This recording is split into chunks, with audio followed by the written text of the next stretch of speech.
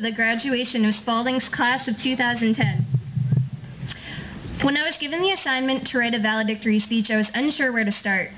Sure, I could quote Emerson and Thoreau, discuss my numerous high school memories, or thank my family and friends for loving and supporting me, which they have every step of the way.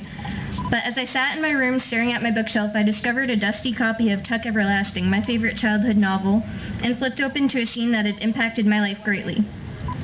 One line read, "Life. Moving, growing, changing, never the same 2 minutes together." As a child, I read and reread this passage without ever truly comprehending its depth, understanding its meaning. But as I stand before you today, a soon-to-be graduate, somehow it's all becoming real.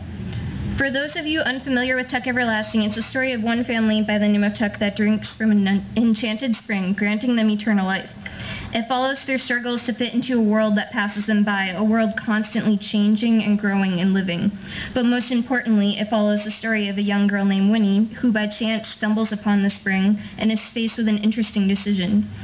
Winnie must decide if she wants to drink from the spring and live forever, but without growing, changing, or having children, or live a normal life, become a woman, have a family, and grow old with someone.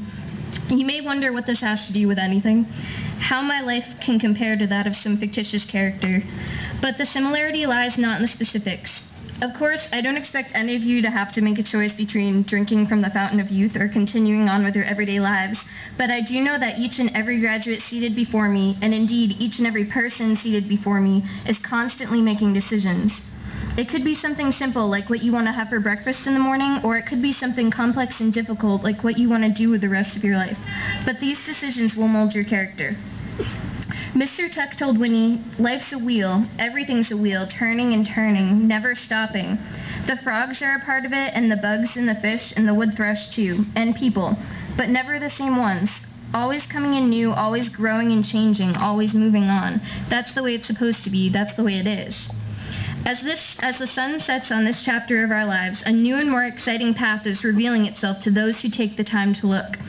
Some of you may be going off to college, some joining the military, some joining the workforce, and some of you may still be deciding what exactly you want to do. But now is the time to begin forging your path, becoming the person that you want to become. Moving, growing, changing, never the same 2 minutes together. Life is certainly unpredictable, but the one statement that can be made with any certainty is that life is a gift, a miraculous gift.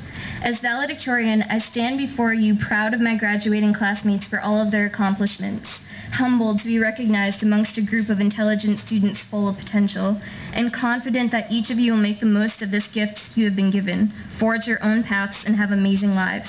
I offer my warmest congratulations to the best class ever. Thank you.